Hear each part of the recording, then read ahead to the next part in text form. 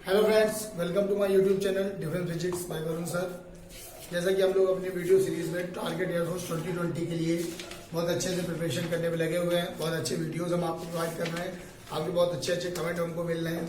Comment से हमको थोड़ा सा अच्छा लग रहा है कि नहीं, आपको बहुत अच्छे तरीके समझ में आ रहा है। तो जिन बच्चों को ये चीज समझ में आ रही है कि नहीं, पेपर के पॉइंट ऑफ व्यू से बहुत अच्छे इंपॉर्टेंट वीडियोज है, वो लाइक शेयर सब्सक्राइब जरूर करते रहे बेटा। ओके, अब हमने पिछले वीडियो में जो प्रीवियस कमेंट बॉक्स क्वेश्चन था, पहले उसको डिस्कस कर देते हैं, फिर आज का वीडियो स्टार्ट करते हैं। तो पिछला प्रीवियस कमेंट बॉक्स क्वेश्चन था, the mirror is used for. Mirror से क्या होता है? मिरर से यूज फॉर, मिरर से क्या होता है? मिरर से कौन सी घटनाएं होती है? ऑप्शन थे reflection, reflection, TIR, none of these. दर्पण के द्वारा कौन सी घटना होती है? तो ये बात बताते हैं, जो दर्पण होता है ना, वो होता है अपारदर्शी। दर्पण जो होता है उसको अपारदर्शी माना गया है। अपारदर्शी, ओपेक। और ओपेक जो होता है, जो मतलब कि एक तरफ पॉलिश होती है इसमें। कोई भी दर्पण हो, चाहे प्लेन मिरर हो, चाहे ये आपका कॉनकेव मिरर हो, अवतल हो, चाहे वो उत्तल हो। ये दर्पण है, ये कॉन्वेक्स मिरर हो गया, ये कॉनकेव हो गया, ये स्ट्रेट लाइन वाला प्लेन मिरर हो गया। ये सब एक तरफ पॉलिश्ड होती है, मतलब अपारदर्शी होते हैं। जिनमें भी अपारदर्शी होंगे, जो जो चीजें अपारदर्शी होती हैं, उनसे हमेशा याद रखना, अगर ओपेक है तो हमेशा रिफ्लेक्शन देगा, ये ध्यान रखिए। अपवर्तन होता है पारदर्शी से, ये आप ध्यान रखिए। अपवर्तन होता है पारदर्शी से, अपवर्तन होता है पारदर्शी से। तो जो पारदर्शी होते हैं, ट्रांसपेरेंट होते हैं, बेटा ध्यान रखना, जो ट्रांसपेरेंट होते हैं वो पारदर्शी होते हैं, और जो रिफ्लेक्शन होता है वो अपारदर्शी से होता है। अब TIR कैसे होता है, इसको भी हम समझा दे रहे हैं। TIR होता है पारदर्शी से। परावर्तन भले हो रहा है, लेकिन ये पूर्ण आंतरिक परावर्तन की वजह से ये भी पारदर्शी से ही होगा, लेकिन कुछ कंडीशन के थ्रू ये बनता है। दोनों में डिफरेंस है, मतलब दोनों को मिला करके ये बना हुआ है कि अपवर्तन होता नहीं लेकिन पारदर्शी, लेकिन अपवर्तन ना हो गया परावर्तन हो जाए, इसलिए इसको TIR बोला जाता है। यही आपको डिस्कशन होगा आज, इसके बारे में डिस्कशन होगा, क्योंकि आप इस पेज पे ज्यादा फैमिलियर है। इसके बारे में आज हम डिस्कशन करेंगे, इंपॉर्टेंट क्वेश्चन डिस्कस करेंगे TIR के। ओके बेटा, तो ये क्वेश्चन आपको समझ में आया। प्रीवियस कमेंट बॉक्स क्वेश्चन ये जो था, ये आपको बहुत अच्छे से क्लियर हो गया होगा। ठीक, आते हैं हम आगे कुछ कॉन्सेप्चुअल क्वेश्चन और न्यूमेरिकल की बात करते हैं। तो आज हम सबसे इंपॉर्टेंट न्यूमेरिकल डिस्कस करेंगे। अब एक दो वीडियो में न्यूमेरिकल प्लस कॉन्सेप्चुअल क्वेश्चन जल्दी दोनों डिस्कस होगा। ओके, तो देखते हैं, हम आज का वीडियो स्टार्ट करते हैं। पहला कॉन्सेप्ट देखते हैं। ठीक है बेटा, हमने आपको साइट अटेंडेंस का एक वीडियो दिया था। साइट अटेंडेंस के एक वीडियो को देने के बाद में कॉन्सेप्चुअल क्वेश्चन में तो कोई दिक्कत नहीं थी किसी को, क्योंकि कुछ मेरे पास कमेंट है कि सर साइट अटेंडेंस क्वेश्चन के न्यूमेरिकल करा दीजिएगा, उसमें बहुत ज्यादा कंफ्यूजन होती है। अब देखिए, साइट अटेंडेंस के क्वेश्चन में कंफ्यूजन होती है, बहुत सही बात, बिल्कुल दिक्कत जो लोगों ने बताई, बिल्कुल आपके कमेंट में दिक्कत थी कि नहीं, हाँ होती है, ये बात सही है। लेकिन क्या होता है कि वो दिक्कत, अगर हम दिक्कत लेंगे तो दिक्कत है। आज की बात है, इस वीडियो को देखने के बाद, इस न्यूमेरिकल सॉर्टिंग को देखने के बाद कभी साइट अटेंडेंस का क्वेश्चन गलत नहीं होगा। बट आपको कहीं कंपेयर नहीं करना है। कंपेयर नहीं करना मतलब, हो सकता है कि आपको मेरा तरीका गलत लगे, हो सकता है आपको एक दो स्टेप में मेरा आंसर गलत लगे। ध्यान दीजिएगा, जैसे एक बच्चे ने कल हमसे कहा सर अभिसारी और कन्वर्जन तो हमने कॉन्वेक्स में पढ़ा, तो बेटा वो लेंस था, हमने कल मिरर डिस्कस किया था। तो ऐसे खुद के कंफ्यूजन को क्रिएट करते हो, फिर हमसे डिस्कस करते हो। वैसे मैं इसमें बता रहा हूँ कि मेरी तीसरी स्टेप से आपका बुक से मैच होगा। पहले दूसरी स्टेप मेरी गलत लग सकती है, बट तीसरी स्टेप से मैच होगा। गलत मैंने इसलिए बता रहा हूँ क्योंकि इसके बाद कोई गलती नहीं होती है। अगर शुरू से गलत करो तो गलती नहीं होती, अब बुक के अकॉर्डिंग करोगे तो कभी कॉन्सेप्ट क्लियर नहीं होगा। तो कंफ्यूजन खत्म करते हैं, माइनस और प्लस का जो दिक्कत होती है वो सब गलत कर देंगे। जैसा कि आप जानते हो, ये आपको याद नहीं रखना है इसमें। जैसे कि आप जानते हो यू ऑलवेज निगेटिव होते ना बेटा, ये सब सही बात है, बिल्कुल सही बात है। बट इस क्वेश्चन में ये सब हमको दिमाग में नहीं रखना है। यू ऑलवेज निगेटिव, ये सब जो चीज आप याद रखते हैं, ये इसमें नहीं लेना। अब इसमें हम यू और वी मानना हम बता रहे हैं कि कैसे आपको इसमें सॉल्व करना है। सबसे बड़ी बात ये कि ये किस दोष से पीड़ित है, पहले तो ये बताना चाहिए। पिछले वीडियो में दिखा था, से अधिक नहीं देख सकता, मतलब कि निकट दृष्टि दोष। अधिक नहीं देख सकता, निकट दृष्टि दोष, कॉनकेव लेंस आना चाहिए। इसका आंसर आना चाहिए कॉनकेव लेंस। अगर विच लेंस यूज पूछा जाए, अवतल वाले आंसर ऑप्शन टिक होंगे, कॉनकेव आएगा। अब कॉनकेव आएगा तो देखिए हमें क्या करना है, हमें इसके साइट अटेंडेंस में यू और वी कैसे नापते हैं। साइट अटेंडेंस के क्वेश्चन में यू और वी कैसे मापा जाता है। देखो यू पता क्या लेंगे आप, एक्चुअली में हम जिधर देख रहे हैं, जैसे मैं 30 वाला 60 से अधिक नहीं दिख रहा है, तो 60 भी इधर ही है और जो देख रहा है वो भी आंख के इधर ही है। आंख के अंदर थोड़ी देखेंगे, आंख के बाहर ही दोनों देख रहे हैं। तो दोनों सेम साइन लिए जाते हैं, याद रखिएगा। अब दोनों सेम साइन लेते हैं तो देखिए क्या करना है आपको, निगेटिव भूल जाओ। यू आपको लेना है जो दिख रहा है, जो दिख रहा है, मतलब जितना आप देख पा रहे हैं, जो दिख रहा है, विच कैन सी, जो आप देख सकते हो, वो होता है यू। वी होता है जो दिखाना है, मतलब जहां पे आपको फोकस कराना है, सही होने के बाद जो देख पाओ। डिफेक्टेड आइकन जो दिख रहा है वो यू होगा, और जो सही करके दिखाना चाहते हो, जो दिखाना है वो the point you want to see, the point you want to see, या जिस पॉइंट तक आपको देखना है वो। जैसे यहां पे अगर देखें हम कि कौन सा यू है कौन सा वी, तो एक पर्सन जो है वो 60 सेंटीमीटर देख पाता है। बहुत अच्छे समझिएगा, एक पर्सन जो है वो 60 से अधिक नहीं देख सकता। 60 तो देख सकता है, अपने आप को देख सकता है 60, तो उसका यू हो गया 60। अब हमें उसके दोस्त को दूर करना है। पहले तो वो निकट दृष्टि दोष से पीड़ित है, तो मतलब दूर नहीं देख पा रहा है। और अगर एक स्वस्थ आंख होती है, हमने पहले भी डिस्कस किया था, अगर एक स्वस्थ आंख होती है तो कितना देख सकती है स्वस्थ आंख, मैक्सिमम कितना देख सकती है स्वस्थ आंख, इनफाइनाइट। क्योंकि स्वस्थ आंख का मैंने साइटेडनेस का एक वीडियो बनाया, उसको देख जरूर लीजिएगा। साइटेडनेस के वीडियो का इसके 2 वीडियो पहले ही साइटेडनेस वीडियो, उसको अच्छे से देखिए। जो इसी वीडियो को यहीं से देखना स्टार्ट कर रहे हैं, साइटेडनेस के वीडियो को देख लेंगे तो और अच्छे से क्लियर होगा। अब साइटेडनेस वाला जो पार्ट है उसमें मैं आपको बताता कि दूर बिंदु अनंत होता है, निकट बिंदु 25। मतलब स्वस्थ आंख वाला ज्यादा अनंत देख सकता है। अगर आप अनंत देख पा रहे हो मतलब कि आपको कोई दोष नहीं है, या ये दोष तब दूर हो पाएगी जब अनंत देख पाओगे। तो यहां इसने यही कहा है, दोष को दूर करने के लिए, to remove sightedness, to remove sightedness, sightedness को रिमूव करना है।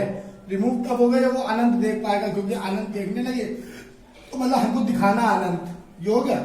जो अपने आप देख सकता है वो 60, जो दो दिखा होगा वहां पर, और जो रिमूव करना है, जो दिखाना है वो अनंत, क्योंकि दोष तभी दूर होगा जब अनंत देख पाएगा। अब जो आपको कंफ्यूजन होती थी कैसे आंसर गलत होता था, क्योंकि आप यहाँ यू को निगेटिव मान लेते थे, जैसा कि आपको बताया जाता है लेंस में। वहां अप्लाई करिए, लेकिन यहाँ अप्लाई ना करिए, क्योंकि यहाँ दोनों चीजें एक ही तरफ होंगी। क्योंकि आंख के अंदर कुछ नहीं होगा, आंख के अंदर तो हमारी आंख ही है, जो है सब सामने ही है, तो एक ही जैसा साइन होगा। तो यहाँ पे बस आप ये ध्यान देना, ये कभी ये आपको गलत लग सकता है, लेकिन यही एक ट्रिक है कि बोथ पॉजिटिव लेने होंगे, इसमें कभी निगेटिव ना लो, बोथ को पॉजिटिव ले लो।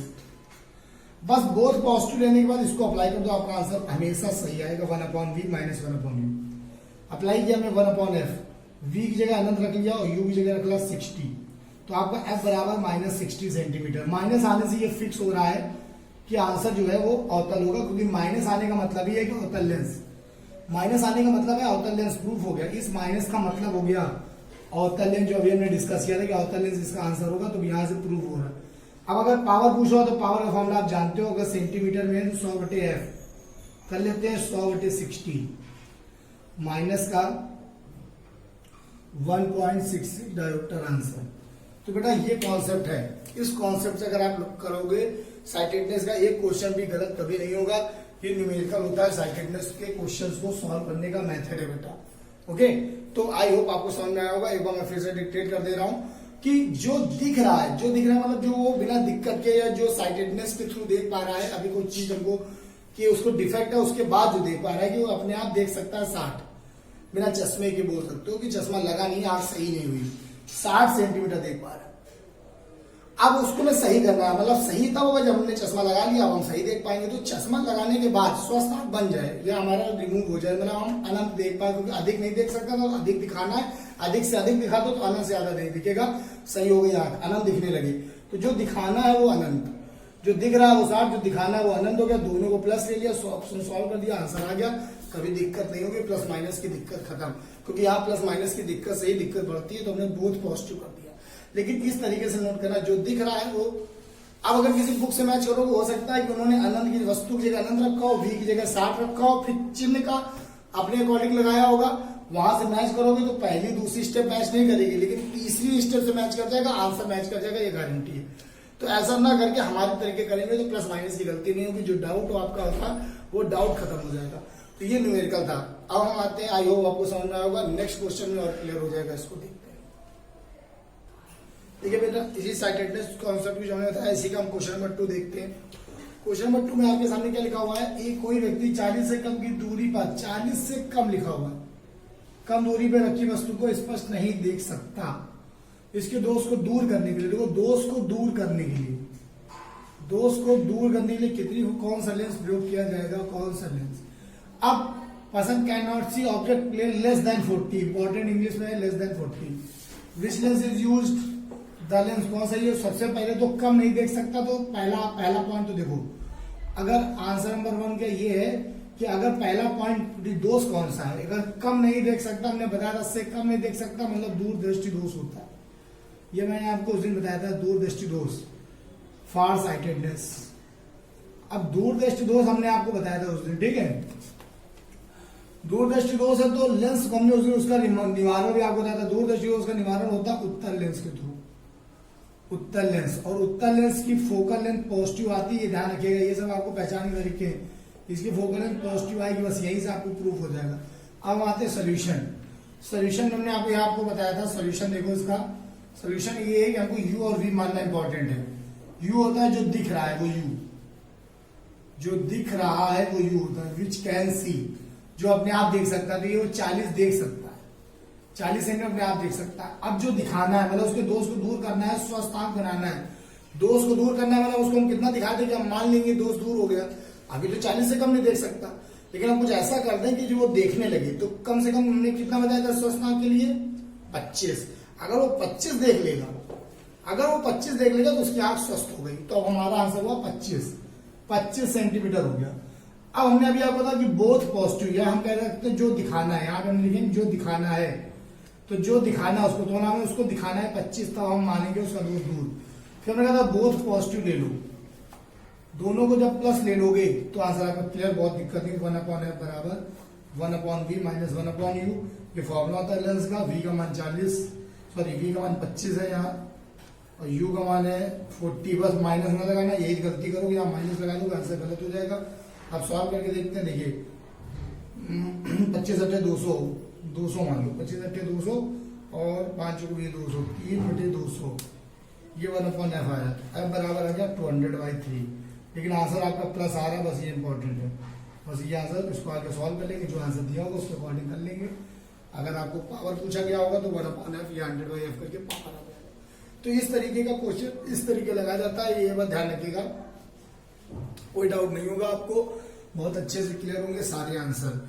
एक भी क्वेश्चन मैंने दोनों दृष्टिकोण के क्वेश्चन आपको करा दिए, अब इसमें दिक्कत नहीं होगी। 1-2 पॉइंट और न्यूमेरिकल के लिए लिखा दूंगा, बस उनको यूज करिएगा, सारे आंसर आपको नहीं होंगे, ठीक है, कोई दिक्कत नहीं होगी। अब हम आते हैं अगला क्वेश्चन देखते हैं। तो बेटा देखिए, जो मैंने अभी आपको डिस्कस किया 2 क्वेश्चन उस तरीके से आप भी बहुत इजी वे में लगा लें, उसके लिए आपको नोट्स बनाने की जरूरत है। तो जो बच्चे अच्छे से नोट्स बनाते चल रहे हैं तो उनके लिए भी हम बहुत अच्छा कॉन्सेप्ट लेके आते हैं कि एक जगह नोट कर लें, जिससे जल्दी आपको रिवाइज हो जाएगा। तो देखिए साइटेडनेस का जो थ्योरेटिकल कॉन्सेप्ट था उसमें भी मैंने बहुत अच्छे से क्लियर किया था। अब मैं न्यूमेरिकल के लिए भी इंपॉर्टेंट पॉइंट लिखवा दे रहा हूँ, some important points for sightedness numerical. ऐसा हेडिंग आगे एक पेज में लिखेंगे तो बस न्यूमेरिकल ज्यादा न्यूमेरिकल प्रैक्टिस करने की बात नहीं, केवल पॉइंट याद करने की जरूरत है। पहला पॉइंट, जो दिख रहा है, डिफेक्टेड आई से जो दिख रहा है, okay, with defected I, defected I which can see, okay, इसी को हम कहते हैं विदाउट स्पेक्टिकल। कभी कभी इसमें ये भी लिखा था विदाउट स्पेक्टिकल, चश्मे के बिना, मतलब जब कोई आदमी चश्मा लगाओ चश्मा हटा दो, तो कभी कभी इस तरीके का क्वेश्चन भी आ जाता है बेटा, ध्यान देना कि एक व्यक्ति चश्मा लगाकर इतना पढ़ पाता है, तो चश्मा हटा दे तो कितना पढ़ पाएगा। अब उसमें चश्मे में मानो बता दें कि ये लेंस यूज हो रहा है, अगला कॉन्सेप्ट में वैसे डिस्कस कर दी। तो चश्मा लगाकर तो हमारी आंख सही हो गई, सही होने के बाद वी दिखता है, मतलब चश्मा लगाने के बाद वी दिखता है। चश्मा हट जाए डिफेक्टेड आई बचेगी, चश्मा हटने के बाद डिफेक्टेड आई वो यू हो गया। तो विदाउट स्पेक्टेड, चश्मे के बिना, ये भी जरूर नोट करेंगे। और जो दिख रहा है, जो नॉर्मली डिफेक्टेड आई से दिखता है, जो दिख रहा है वो सब यू कहलाता है, यू लिया जाएगा, ओके। दूसरा पॉइंट, पॉइंट नंबर 2 इसी का अपोजिट। पॉइंट नंबर 2 में क्या है, जो दिखाना है, मतलब दोष दूर होने के बाद जो दिखाना है, जो दिखाओगे, जो आपको जैसे 30 देख सकता है 60 दिखाना है, 60 देख सकता है 20 दिखाना है, जो दिखाना है या आफ्टर स्पेक्टिकल, चश्मे के बाद, चश्मा यूज करने के बाद, चश्मे के बाद जो देख पाता है, चश्मा लगाने के बाद जो देख पा रहा है, वो सब कहलाता है वी। अब तीसरा पॉइंट, जब यू वी डिसाइड हो जाता है तो फिर point number 3, U and V both are positive, U and V both are taken as positive, both are taken positive. Positive ये है कि इनकी वैल्यू दोनों पॉजिटिव ली जाती, बस ये आपको एक दिमाग में बात रखनी। अगर ये बात आप नहीं रखोगे तो फिर आपका आंसर गलत हो जाएगा, ये मैं बता रहा हूं। बस ये 3 पॉइंट आपने याद कर लिए, कभी कोई क्वेश्चन गलत नहीं होगा, ये मैं आपसे गारंटी ले रहा हूं। ओके बेटा, तो इसको आप बहुत अच्छे से नोट कर सकते हैं। ये बेटा अभी हमने एक कॉन्सेप्ट बताया था चश्मे वाला, तो उसी से रिलेटेड क्वेश्चन दे रहे हैं जिससे आपको कभी कोई डाउट ना हो। एक व्यक्ति चश्मे में 0.4 डायोप्टर का उत्तल लेंस, 0.4 डायोप्टर का उत्तल लेंस प्रयोग करता है। चश्मे के साथ 40 सेंटीमीटर दूर रखी वस्तु को स्पष्ट पढ़ सकता है। चश्मे के साथ, तो चश्मे के बिना कितना पढ़ पाएगा? हमने अभी आपको बताया था कि विद स्पेक्टिकल, चश्मे के साथ वाला यू होता है, चश्मे के साथ यू होता है, गलत। चश्मे के बिना डिफेक्टेड होगी ना, चश्मे के बिना डिफेक्टेड वाला यू होता है। तो कह रहा चश्मे के बिना कितना पढ़ पाएगा, चश्मे के बिना कितना पढ़ पाएगा वाला आपसे पूछा यू कितना होगा। फिर कह रहा है कि चश्मे के साथ विद स्पेक्टिकल, चश्मे के साथ विद स्पेक्टिकल वो कितना पढ़ पा रहा है, तो विद स्पेक्टिकल जो पढ़ पा रहा है वो होता है वी, हमने आपको बताया था वी हो गया 40। हमने कहा था बोथ पॉजिटिव लिए जाते हैं, ध्यान देना, बोथ पॉजिटिव, तो यू का मान पॉजिटिव, वी का मान प्लस में लेना है, ठीक। अब आपसे कह रहा है कि लेंस भी यूज हो रहा है, लेंस के बारे में कह रहा है पी बराबर 0.4 डायोप्टर कॉन्वेक्स, तो प्लस होगा, तो एफ बराबर आपने किया तो 100 बाई पी 0.4 मतलब 100 बाई 0.4, 0.0 बढ़ाया,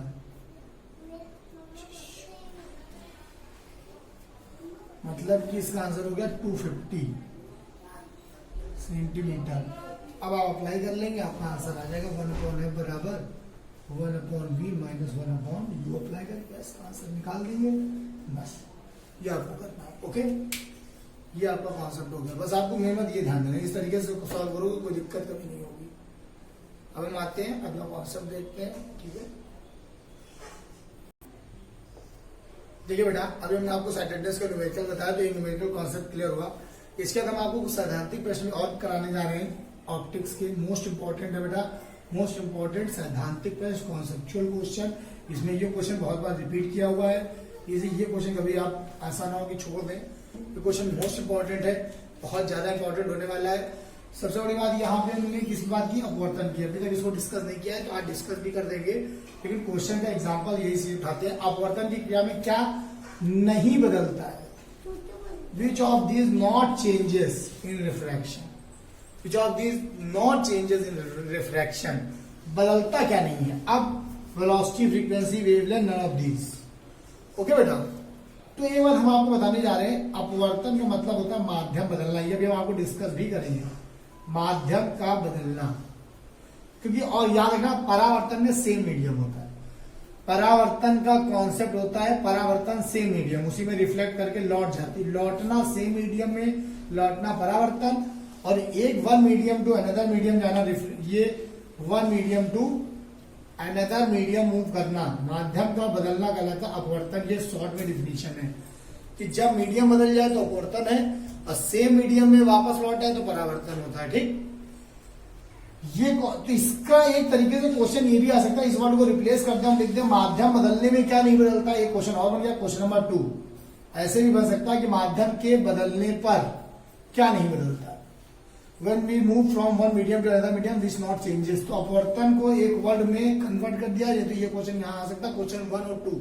ये 1 और 2 दोनों एक ही क्वेश्चन है कि माध्यम बदलने पर क्या नहीं बदलता है, या फिर हम कह सकते हैं अपवर्तन की क्रिया में क्या नहीं बदलता है। What does not change when medium changes, और when medium changes which of these not changes, या in refraction which of not changes, ये समझना है। तो यहां पर आपका आंसर होगा फ्रीक्वेंसी, ये आंसर हो गया फ्रीक्वेंसी। ओके बेटा, अब हम इसको डिस्कस करेंगे कि क्यों नहीं बदल रहा है। यही आपको समझना है कि फ्रीक्वेंसी नहीं बदलती है तो v बराबर, क्योंकि एक रिलेशन आपने एफ लैम्डा पढ़ा है, जब ये नहीं बदलती है तो फिर v रिलेशन ये निकल के आता है lambda 1 lambda 2। One medium second medium, one medium second medium, ये रिलेशन होता है क्योंकि फ्रीक्वेंसी कांस्टेंट होती है। इसीलिए जिस रेशियो में आपको वेलोसिटी होगी उसी रेशियो में वेवलेंथ होगी। अगर एयर टू वाटर गए तो फॉर्मूला होता है वी एयर बटे वी वाटर। अगर ये अप्लाई किया है वी ऑफ एयर बटे वी ऑफ वाटर, तो इधर आपको लिखना होता है लैम्डा ऑफ एयर बटे लैम्डा ऑफ वाटर। जिस रेशियो में मीडियम चाहिए उसी में लैम्डा और वी चेंज होते हैं लेकिन फ्रीक्वेंसी सेम रहती है। अगर किसी भी तरंग की, किसी भी लाइट रे की, किसी भी प्रकाश तरंग की फ्रीक्वेंसी वाटर में 40 हर्ट्ज है, तो जब वो या एयर में 40 हर्ट्ज है, तो जब वो वाटर में जाएगी तो भी 40 हर्ट्ज ही रहेगी, क्योंकि फ्रीक्वेंसी मीडियम बदलने से नहीं बदलती है। इसको मोस्ट इंपॉर्टेंट क्वेश्चन है, इसको जरूर से जरूर याद कर लीजिएगा, नोट कर लीजिएगा। और अब हमारा अगला कॉन्सेप्ट अपवर्तन होगा। इसके रिलेटेड सारे इंपॉर्टेंट पॉइंट डिस्कस हम करते हैं। आते हम देखते हैं रिफ्लेक्शन के इंपॉर्टेंट क्वेश्चंस। देखिए बेटा, सूर्योदय और सूर्यास्त के बाद तक सूर्य का जो दिखना होता है वो किस पर बेस्ड है? सूर्योदय और सूर्यास्त के बाद सूर्य का दिखना। अब इसको बेटा एक बात और हम ऑप्शन चेंज कर रहे हैं, सॉरी एक बात, चौथा नंबर नंबर ना होगा, ऑप्शन होगा scattering of light, scattering of light, प्रकाश का विकिरण, ये चौथा। अब एक ऐसे क्वेश्चन है पहले डिस्कस किया था, सूर्योदय और सूर्यास्त के बाद सूर्य का दिखना किस घटना पे आधारित है। एक क्वेश्चन इससे मिलता जुलता है, इसीलिए लड़के यहाँ पे कंफ्यूज होते हैं। ये क्वेश्चन एक कंफ्यूजन पे बेस्ड है। बहुत सारे लड़के गलत, 90% लोग गलत कर देते हैं।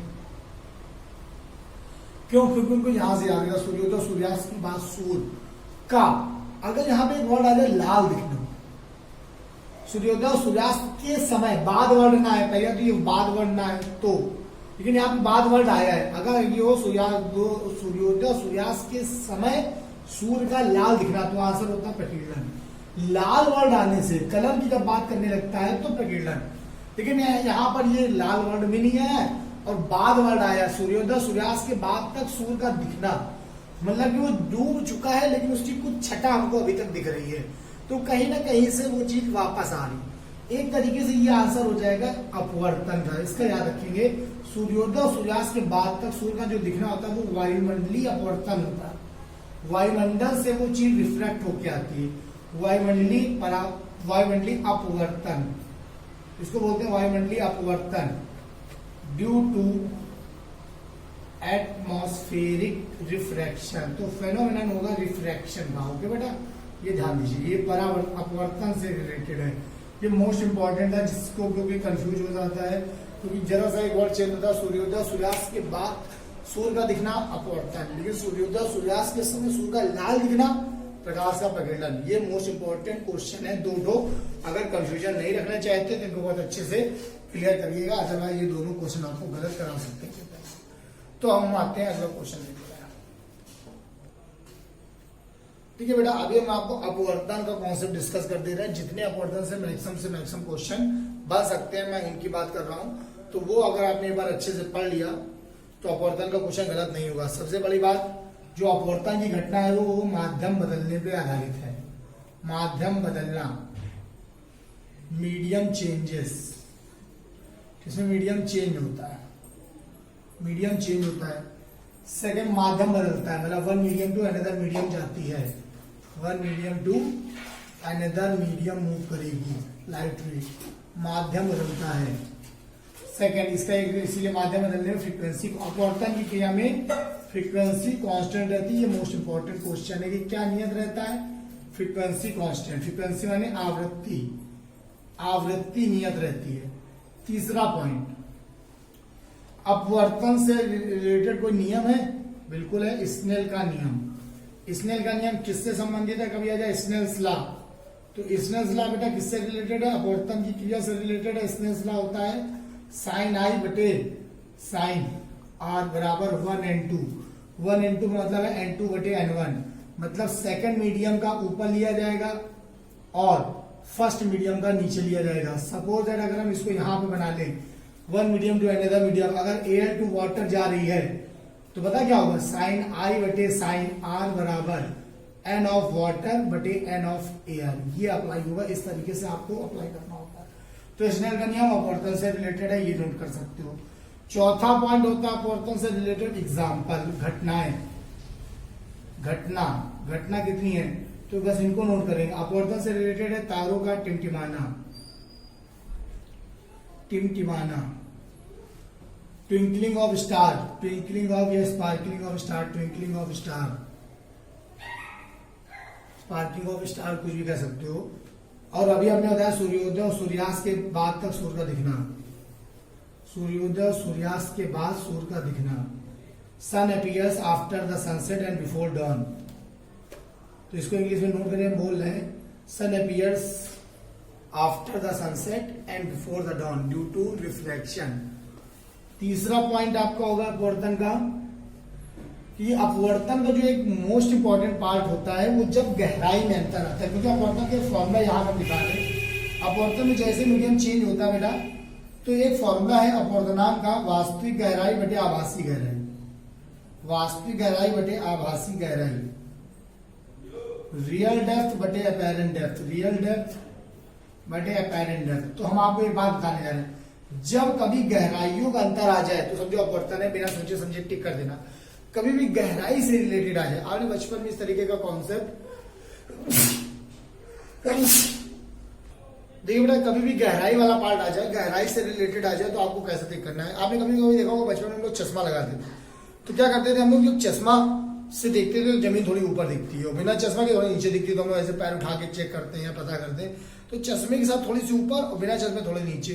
कभी कभी हेलमेट का शीशा उठा देते हैं तो हमें चीजें दूर हो जाती है, हेलमेट का शीशा नीचे करते हैं, पास आ जाती है। कांच के गुटके से चीजें ऊपर उठाती है, कांच का गुटका कहीं रखो, उसके नीचे कोई लेटर हो तो उभरा हुआ होगा, हटा दो तो नीचे चला जाएगा। ये जो चीजों का जो शिफ्ट होता है, शिफ्ट होना, चीजों का पास आना या दूर होना, शिफ्ट होना, ये जो अपेरेंट शिफ्ट होता है, ये सब रिफ्लेक्शन होता है। जहां जहां ये एग्जाम्पल है वहां टिक करोगे। जैसे कांच के गुटके से अक्षरों का ऊपर उठना, कांच के गुटके से अक्षरों का ऊपर उठा दिखना, ऊपर उठा प्रतीत होना।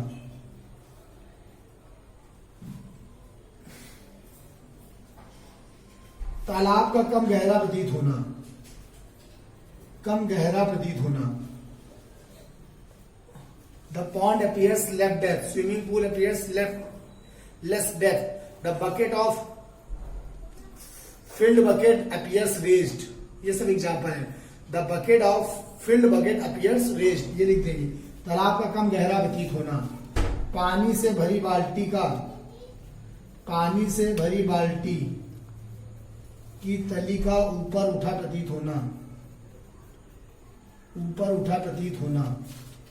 The bottom of bucket appears raised, bucket appears raised. तो ये सब रिफ्लेक्शन है। जहां पर भी रेजिंग का केस आ जाए, कोई चीज रेस करती हुई प्रतीत हो, वो सब आपके रिफ्लेक्शन पर बेस्ड है। एक क्वेश्चन होगा, बचपन में आप लोग जब नहाते थे या हम लोग नहाते थे तो क्या टब में आप अपना हाथ डालते, तब में हाथ डालोगे हाथ थोड़ा सा तिरछा दिखेगा। कोई लकड़ी डुबोगे, लकड़ी थोड़ी तिरछी दिखेगी इस तरीके से। ये लकड़ी है तो ये लकड़ी की अपीयरेंस ये दिखेगी ऐसे। तो ये एग्जाम्पल भी नोट करना है आपको कि पानी में डूबी लकड़ी का तिरछा दिखना। तो हम इसके कुछ एग्जाम्पल और लिख रहे हैं, तब तक आपने ऊपर नोट कर लिया होगा। ना नोट किया हो तो इसका स्क्रीनशॉट लीजिए, ऊपर के पॉइंट नोट करिए, क्योंकि कुछ एग्जाम्पल हम ऊपर लिखने जा रहे हैं। तो बेटा कुछ एग्जाम्पल और है। पानी में डूबी लकड़ी का तिरछा दिखना, ये लकड़ी का तिरछा दिखना भी इसी पर बेस्ड है। मछली का वास्तविक गहराई से ऊपर उठा दिखना, हम मछली को देखेंगे, मछली हमको वास्तविक गहराई से ऊपर दिखेगी, लेकिन मछली हमको देखेगी। अगर मछली को हवा में उड़ता कीड़ा पास नहीं दिखेगा, दूर दिखेगा। जितना ओरिजिनल होगा, अगर 20 पे दिख रहा है तो होगा 40-40 पे, 30 पे, ज्यादा पे होगा। ध्यान देना, मछली हमको जैसे 20 पे दिख रही है तो ज्यादा अंदर होगी, मतलब ऊपर दिखेगी, लेकिन मछली को हम और दूर दिखेंगे, होंगे पास लेकिन दूर दिखेंगे, इसलिए ऊपर आ जाती। तो मछली हमको देखेगी दूर, लेकिन हम मछली को देखेंगे पास। ये हमेशा याद रखेंगे, ये इसलिए होता है rare to denser, denser to rare के लिए। मछली हमें ऊपर उठी दिखेगी, जबकि मछली को हम दूर दिखेंगे वास्तविक गहराई से। ये बात ध्यान रखिएगा। मछली को हवा में उड़ता कीड़ा वास्तविक गहराई से या वास्तविक ऊंचाई से अधिक दूर दिखेगा, मछली को अधिक दूर दिखेगा, जबकि किसी व्यक्ति को मछली अपनी वास्तविक गहराई से ऊपर उठी दिखेगी। इस सेंटेंस को बहुत अच्छे से नोट करना है आपको, ठीक है? तो आंसर कभी गलत नहीं होंगे आपके। ये अपवर्तन से रिलेटेड था। तो अब हम अपवर्तन को समझ गए होंगे। अब हम आते हैं नेक्स्ट पॉइंट डिस्कस करते हैं। ठीक है बेटा, अगला concept, most important concept question आपके सामने है। हीरे का चमकना किस सिद्धांत पर कार्य करता है? हीरे का चमकना किस सिद्धांत पर कार्य करता है, ये क्वेश्चन आया कि shining of diamond is based on. तो हीरे का चमकना किस सिद्धांत पर कार्य करेगा?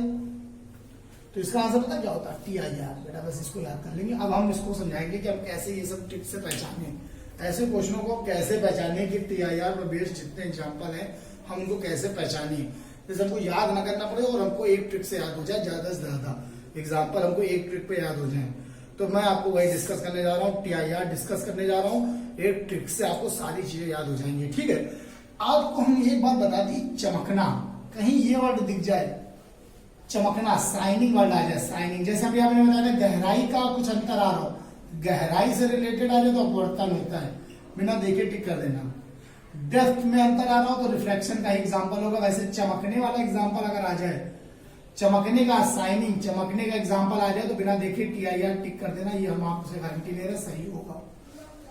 जितने क्वेश्चन हो चमकने वाले वो सब TIR से होते हैं। जब आप, जैसे कि अभी मेरा आपको दिख रहा होगा मस्तक चमक रहा है, ये आपको शाइनिंग दिख रही होगी, आप हंसिए नहीं, यहाँ शाइनिंग दिख रही होगी क्योंकि अंदर से चमक आ रही। बेटा क्रीम पाउडर की चमक नहीं है, ये मस्तिष्क में तेज है, मेरे मस्तिष्क में जो ज्ञान है, जो अंदर इसके ज्ञान बना वो इस समय शाइनिंग कर रहा होगा। आपने देखा होगा इसमें रामायण चली, पीछे ऋषि मुनि जिनके तेज होता था पीछे बहुत शाइनिंग करता होता था, मस्तक चमकता था, कहते मस्तिष्क में तेज है इसके, बिल्कुल ललाट में चमक है। तो आपको ये जो चमक दिख रही है ये किसी क्रीम पाउडर की नहीं है, किसी बाहरी चमक से नहीं है, ये अंदर से चमक आ रही, अंदर से ज्ञान की चमक है, जो आपको प्रकाश पड़ेगा, इसी से आप पास हो गए एयरफोर्स में। तो ये जो TIR आ रहा है ना, ये पूर्ण आंतरिक परावर्तन आ रहा है, ये जो चमक है ये किसी क्रीम की चमक नहीं है। जब आपके अंदर ज्ञान होगा यहाँ पर तो इस मस्तिष्क का तेज अलग से दिखेगा। ठीक है, आई बात समझ में? मजाक की बात नहीं बेटा, चमकने का कॉन्सेप्ट यही है, इस तरीके से पढ़ोगे कभी नहीं भूलोगे। चमकना मतलब TIR, पूर्ण आंतरिक परावर्तन। जब अंदर से खून की ताकत होती है, अंदर से ताकत होती है, वो लोग अलग से गोरापन आता है।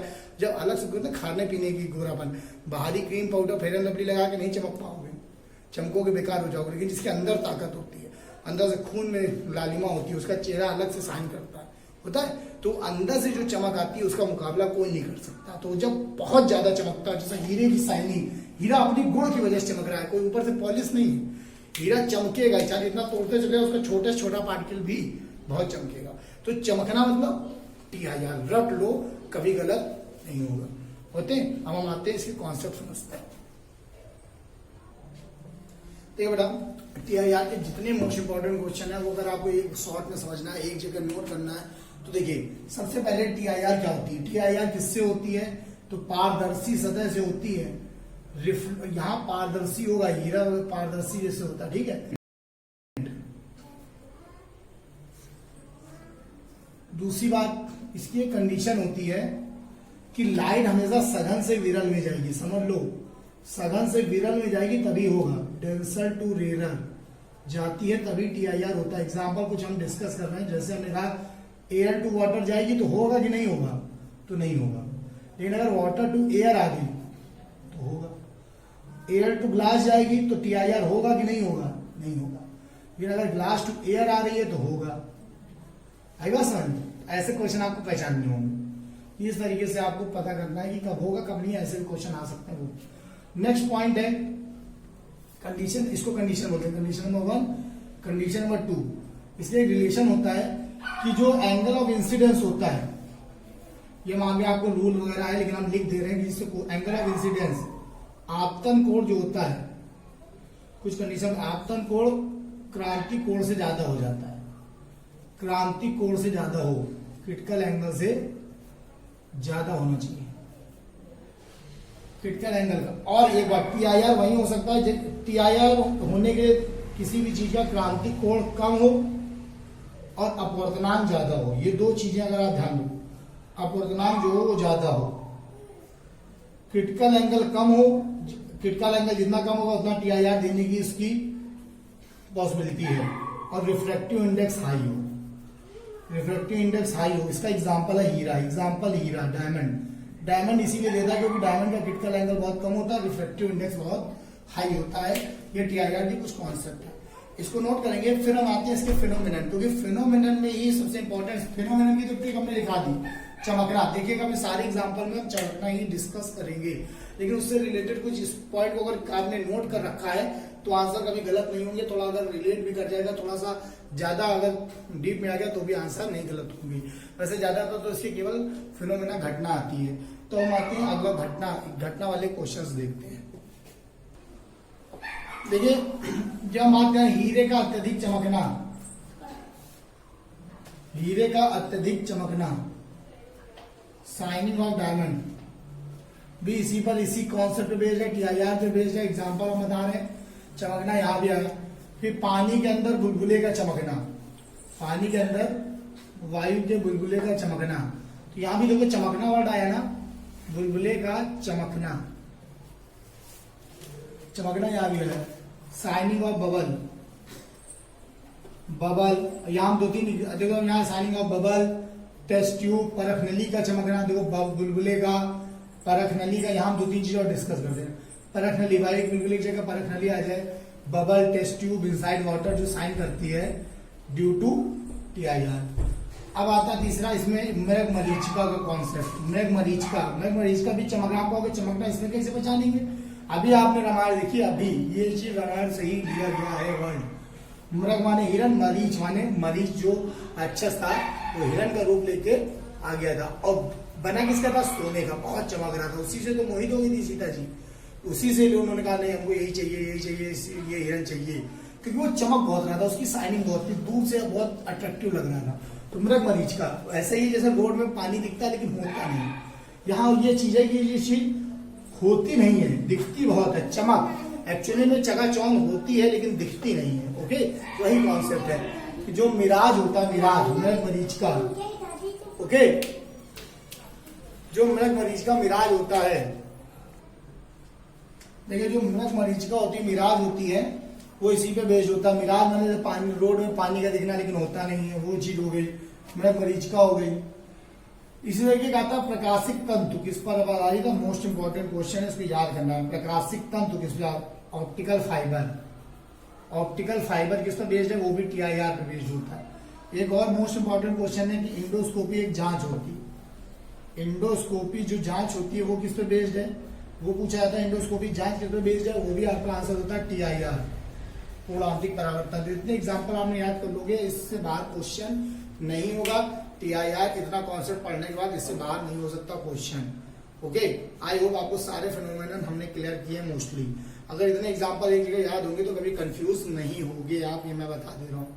ठीक, अब हम आते हैं अगला क्वेश्चन।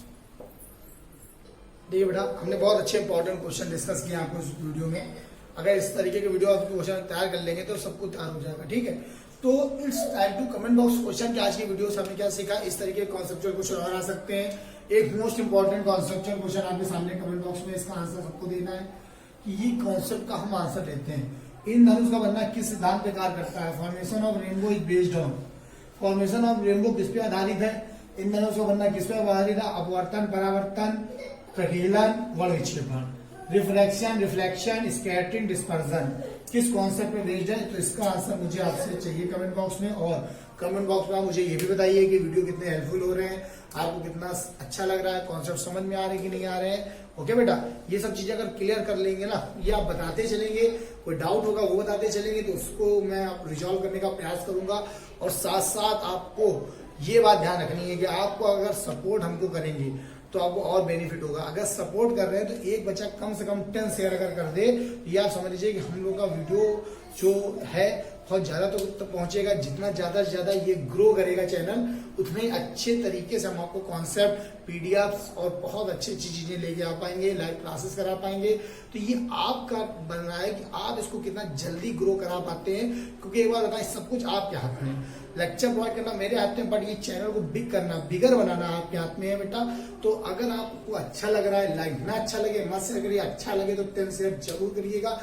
जो आप लोग कोचिंग में जाकर फीस देते हैं वहां सीखते हैं, यहाँ फीस वगैरह नहीं देनी है, लेकिन गुरु दक्षिणा तो दी जाती है। गुरु दक्षिणा के अकॉर्डिंग अगर आप कुछ सीख पाएंगे, गुरु दक्षिणा के लिए कि आपको 10 शेयर करना है, चैनल को ज्यादा ज्यादा बिगर करना है। ओके, और इस तरीके से आप इस चीजों को बहुत जल्दी सीख पाएंगे। हम आपके लिए बहुत इंपॉर्टेंट वीडियोस लाने वाले हैं। नेक्स्ट वीडियो बहुत इंपॉर्टेंट होगा, तब तक के लिए जय हिंद।